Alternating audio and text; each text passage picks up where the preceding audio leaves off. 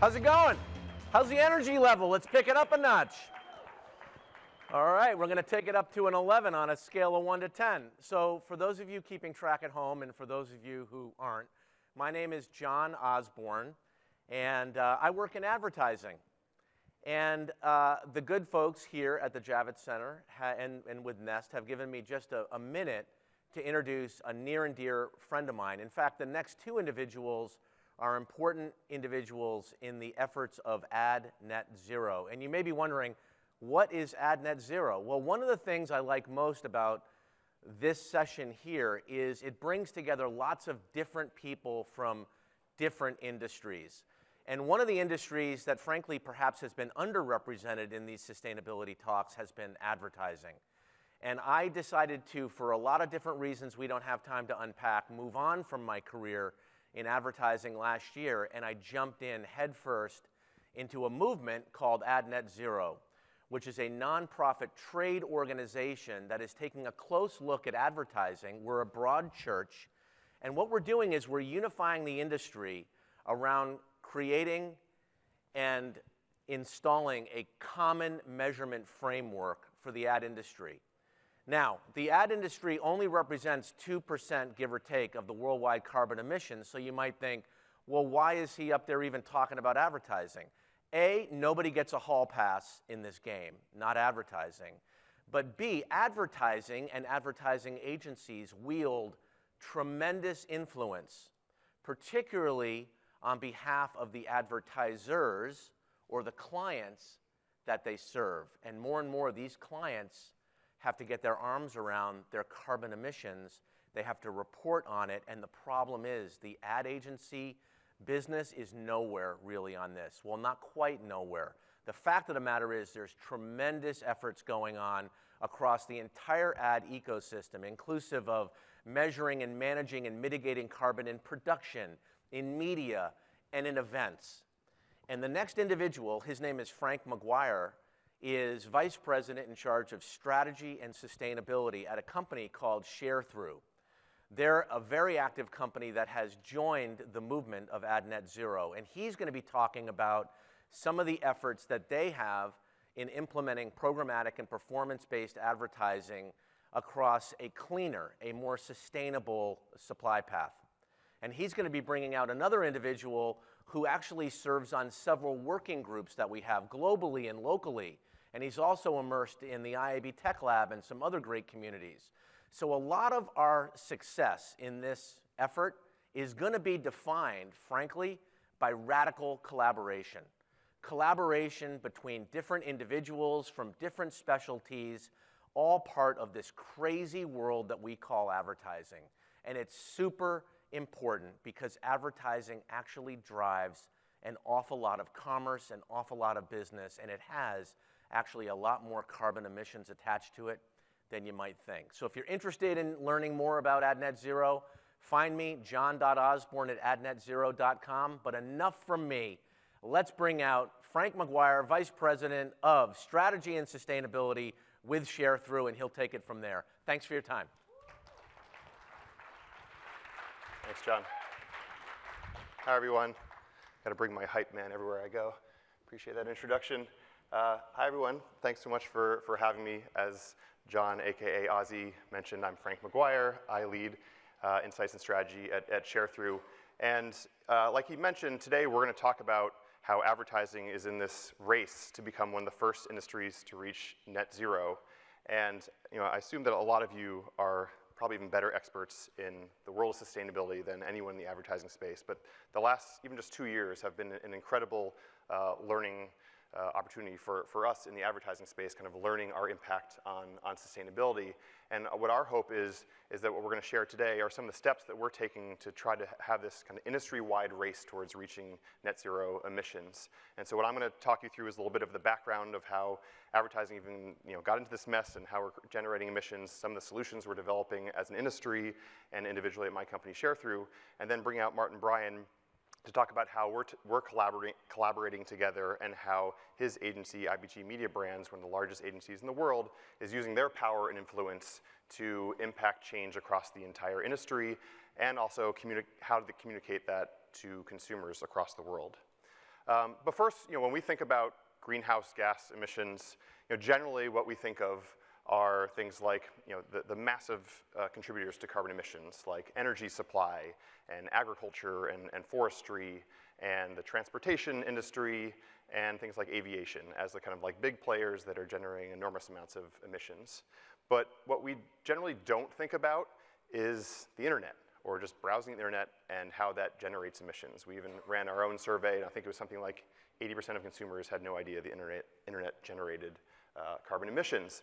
But the reality is, the internet actually generates more emissions than the aviation industry, and is expected to double by, I believe, 2026, just because of the accessibility of internet growing globally. And this is one of those stats that in our industry was like one of these like shocking aha moments that like, we didn't know this either, that we were generating this much carbon emissions. Then you start thinking about everything it takes to power the internet. And because the internet is mostly free, mostly because of digital ads that power the internet. And I'm talking about anything that's connected, so mobile devices, desktop, connected TVs, and kind of everything in between. Most of our favorite websites and apps and even TV channels and everything are free because of digital ads. But where do those emissions come from is more complicated. I'm not going to go into too much detail, but a good way to think about this is when even just a standard website is loading. In like 200 milliseconds, there are hundreds of eBay-like auctions happening, and all these advertisers bidding on that individual person on those specific data points to decide, is this the right ad to serve to the right person at the right time?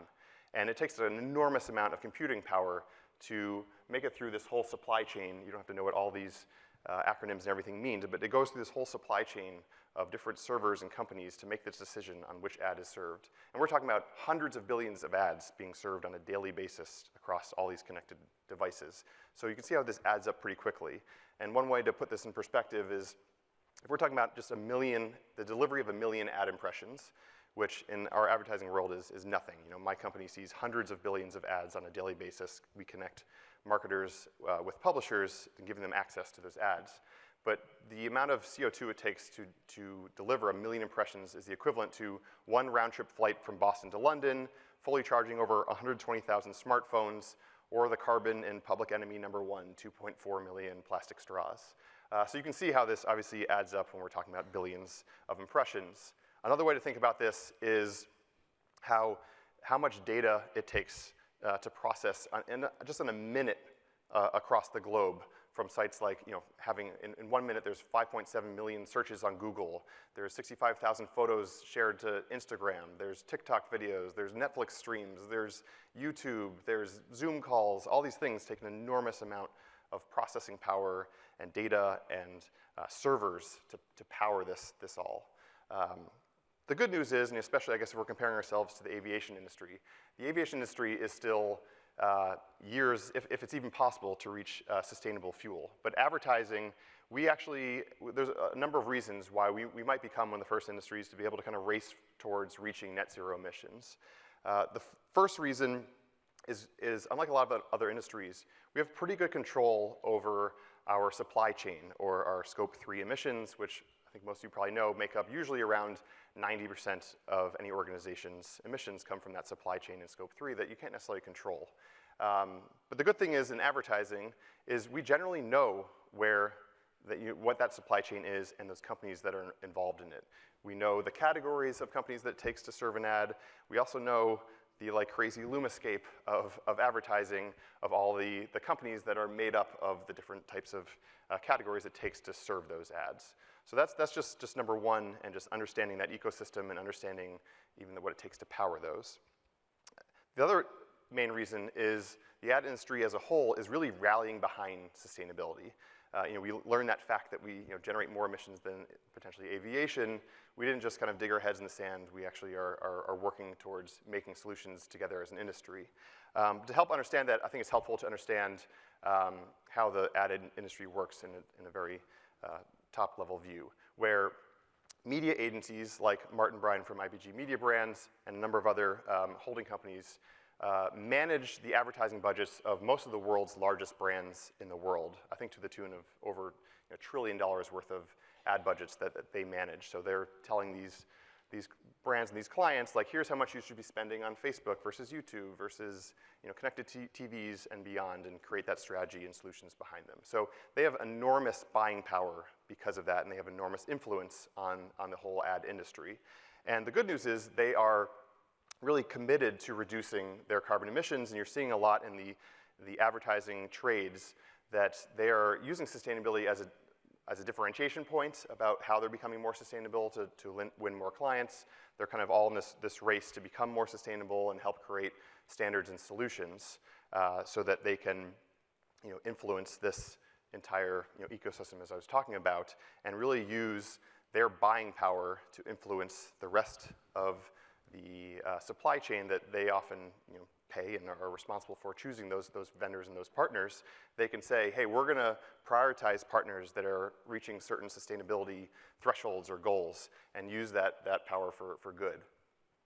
Additionally, there's trade organizations, like you just heard from John Osborne, aka Ozzy, from Ad Net Zero, that are really helping get the industry in order and creating these working groups to kind of get everyone together to figure out what are the solutions, how can we work together pre-competitively to create solutions that are going to improve the entire ecosystem and together reach our net zero goals, including things like creating standards so that we're all measuring carbon emissions off the same apples to apples way, creating best practices and other things that are then used across the other existing trade organizations in the advertising world, so they can enhance and use their power as well to help eventually police the whole industry that are making these commitments towards reaching net zero emissions.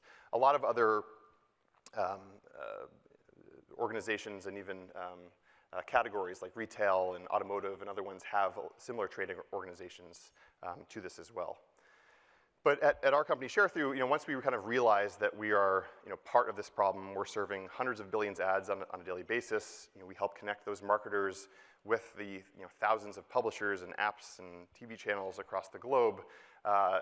We realized we're part of this problem. Similarly, we didn't want to dig our heads in the sand. We wanted to actually be part of that solution. So what we did is kind of create our own, I guess you call it a four-step plan, to helping reduce our own company's emissions as well as the rest of the industry. So for instance, we're active in Ad Net Zero and some of those trade organizations and helping create those solutions and working pre-competitively, even with our competitors, to make sure that we're sharing and building those solutions and standards together.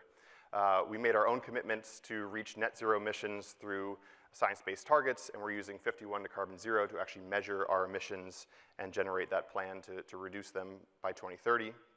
And then also just doing a lot of both research and education, both events like this, but we also, this April, we put on the first ever Green Media Summit, which was this amazing full-day event, standing room only for, 6+ hours of bringing together that whole supply chain, again, pre-competitively, to come together and discuss, like, what do we have to do as an industry to reduce our carbon emissions? What does kind of each category need from the other categories to make that happen, and start actually creating those solutions.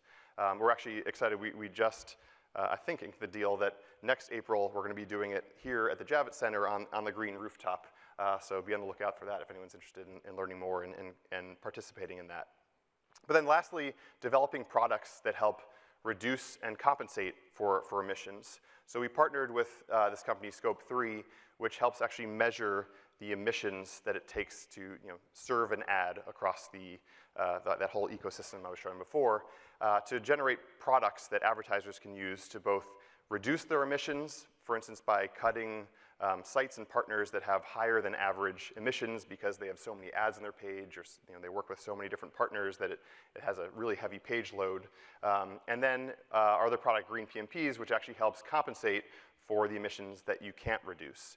And that's what that was our staple product that launched, I think, last year, where we actually, using Scope 3 data, measure the amount of emissions from a campaign after we've reduced the emissions as much as possible, and then work with Carbon Direct to invest in carbon removal projects that are equal to the amount of emissions that were generated from that campaign. And Carbon Direct it has a highly durable, kind of scrutinized carbon accounting method that helps make sure that this is compensation is done in the right way, since we know that the compensation world can be a hairy place. But we've been really happy to work with them as a partner on that. And even though we've only launched this product a little over a year ago, we just recently reached the 1 billion ad impressions delivered in a short period of time, which is just really exciting, and also really testament to see that advertisers are actually excited about this and jumping on board, which is the equivalent to about 512 million grams of CO2 that's been compensated, which I believe is the equivalent to driving a car around the Earth, I think like 68 times, or heating over 2,000 homes for a month. So it's a drop in the bucket, but it's a starting place for our company and the industry to start really making a difference. And to kind of put in perspective where we sit in this whole ecosystem, it seems like we're just kind of this small little logo in this kind of vast world. But it's been really exciting to see that like little solutions and even education that we can do can help then influence the agency world, so that they can also then further kind of push their partners to become more sustainable, and it becomes this kind of cyclical process that helps really improve the sustainability of the advertising ecosystem, and again, hopefully spreads across the entire ecosystem. So with that background, I want to bring on Martin Bryan to talk a little bit how we're collaborating together as two companies, but also how IPG Media Brands is using their power and influence to both influence the industry, but then also influence consumers to make a change themselves. So please welcome my partner, literally in crime, Martin. I'll give you this. Yeah. Amazing.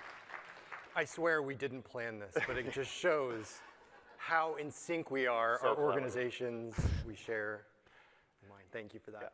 Yeah. A deep gratitude that I want to express right now to this community of change makers. You see on this screen a bunch of organizations that have all, as John, or as we call him, Ozzy, affectionately in the industry, mentioned, and as Frank mentioned, we are all pre-competitively coming together. We never do that. We love to compete. As an industry, we are not often at the same table with our competitors saying, how can we better work together? Let's share solutions. And that's exactly what's happening right now. So my hope is that it's not just in the ad industry, but every industry is coming together, working pre-competitively, because again, it's something that is genuinely a career highlight for me to see. So how do we, within the media agency world, how do we convince our clients to get on board? Well, the good thing is a lot of our clients are actually coming to us and asking for these solutions. How can we be more responsible as it pertains to sustainable media? Because we know that our industry, as Frank mentioned, has an opportunity to decarbonize. But we also are in the business of helping our brands grow.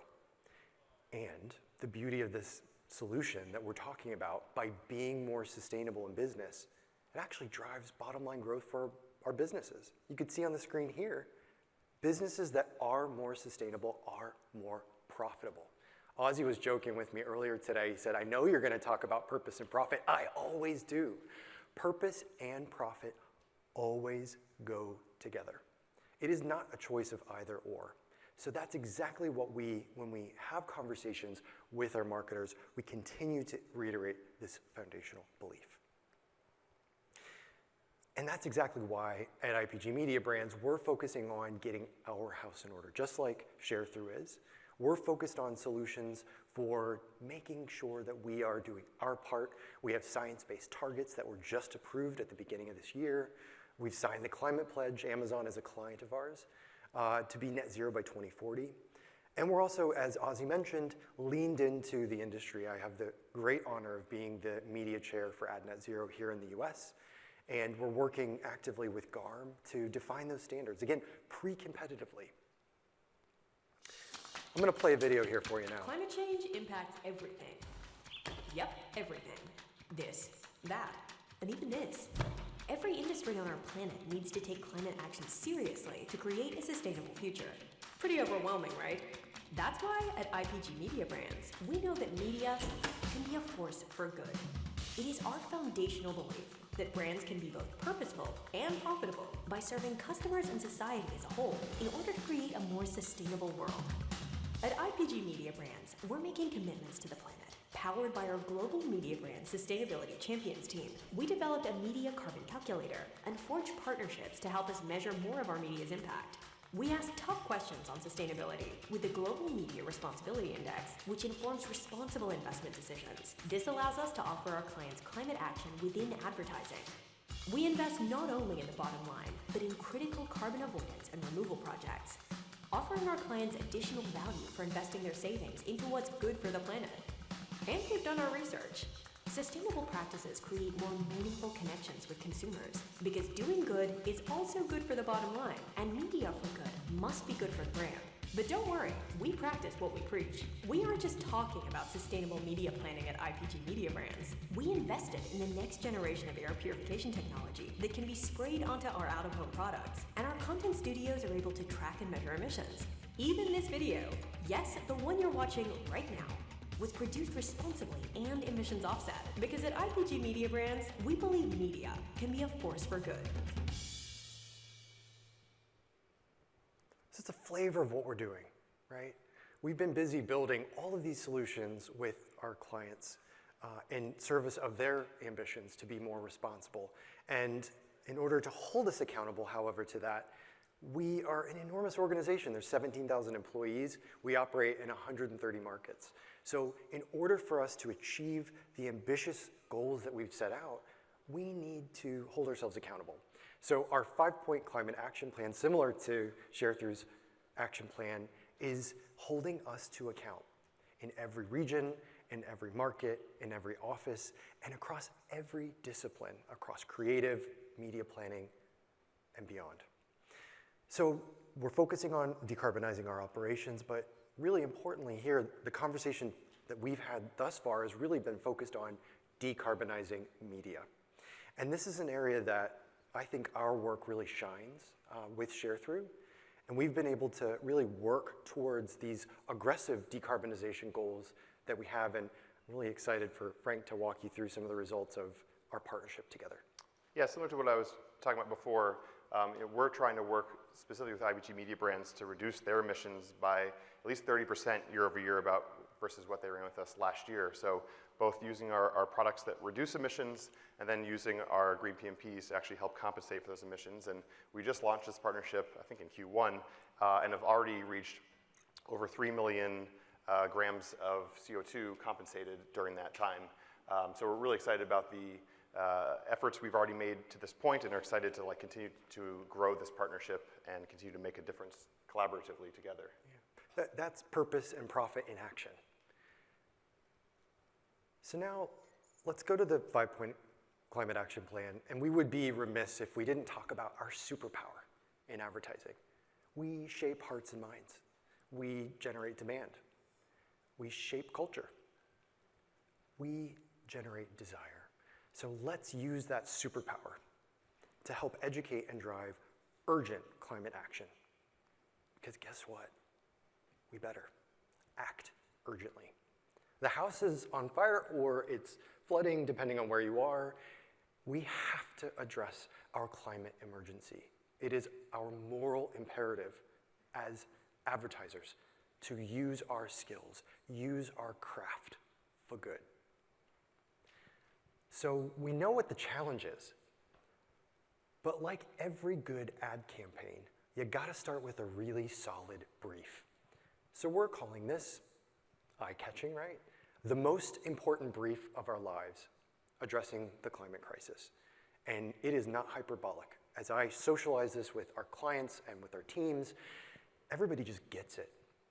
In order for us to break barriers on climate communication, we needed to conduct research.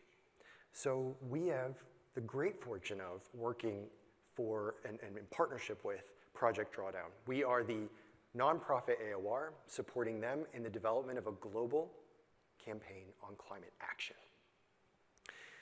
TEEDS is another media partner that we work with, like Sharethrough, and they have pre-competitively and generously offered the support of some critical global research that's going to help us address and build out the most important brief of our lives.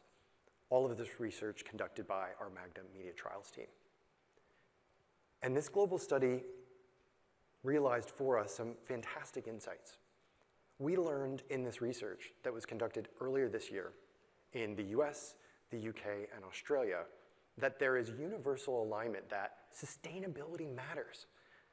People care about climate action.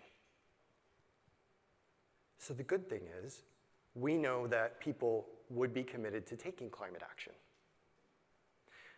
According to Project Drawdown, 30% of reduction from emissions need to come from households. The other 70% come from corporations, from government.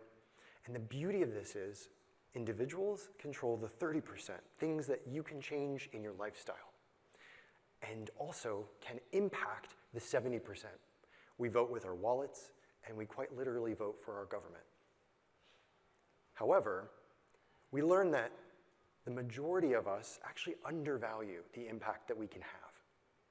Only 9% believe, according to our study, that over 30% of emissions can be reduced by individuals.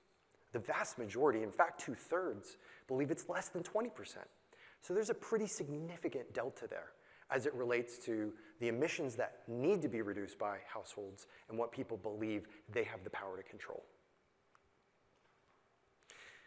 So we have, as Dr. Jonathan Foley, the executive director of Project Drawdown, who you may have heard from earlier today, he says, and we agree, we have a comms issue. We have all of the solutions. We have the roadmap. We know exactly what we need to do. We lack the will because of mis and disinformation. We are paralyzed. What we need is a better vision, more hope for a more beautiful future. Because historically, climate comms has gotten it wrong. There's a lot of reason to feel that it's insurmountable. That's why often you're going to see people say, what's my impact going to have? This is an enormous issue. My tiny part feels insignificant. Or it feels unrelatable. It's a far-off issue that I can't do anything about. Well, increasingly that's becoming less and less possible as all of our backyards are being impacted by climate. Or it feels insignificant. Listen, the headlines are dire. Let's not be naive about that. So it's no wonder that the majority of people experience obstacles as it relates to living more sustainably. And in fact, the youngest generation amongst us has the most barriers. Yeah, I was pretty surprised by that. We've had some of our own research that shows Gen Z specifically is the most aspirational in terms of wanting to make change. We didn't ask the other question on the other side of this, that they actually feel also on the other side that they have the most barriers to reach that, which really shows how much of a communication problem there is, and we have to help empower them to feel like they can make more of a change, which is why I feel like this brief is so important to making that happen. We got to do it. We got to act now. Because guess what? We human beings are not wired to act on anxiety. We shut down. The ad industry knows this best. We act on desire. If we can generate desire for a more beautiful future, we can get more people to act on climate. The beauty of this is, though, we've been here before. People aren't motivated to act by nightmares. Dreams get folks moving. Pride over shame. Unity over division wins every time. We need a reason to unite, to believe, to get folks moving, to move our culture forward, to build this beautiful future together. Guess what? 99% of people can be motivated to take climate action, even if they don't believe in climate change. That is huge. 99%. If you motivate them with the right message at the right time. Advertising does that. And it was also really compelling to hear that, in fact, advertising is the chosen and preferred method for people to receive insights about what brands are doing to be more responsible. And guess what? We can do this together. We have a way forward. We have the roadmap. We have every solution that we need to create a sustainable future. So let's take a page from the roadmap, but let's use our craft, our skills, our ability to generate desire. Let's address the most important brief of our lives because we have to. There's no other choice. So get involved. We need brands involved. We need media partners like Sharethrough and Teeds to help us do this. Yeah, and hopefully what we've kind of learned today is helpful to anyone in really any industry here. Of course, to get involved in the advertising industry, feel free to reach out to either Martin or myself. But also hopefully there's some helpful learnings to bring back to any industry that change is possible, and even just hopefully some tips on how to communicate that properly to your audience. But we really want to thank Nest and the Javits Center and everyone for having us, and thank you very much. Thank you.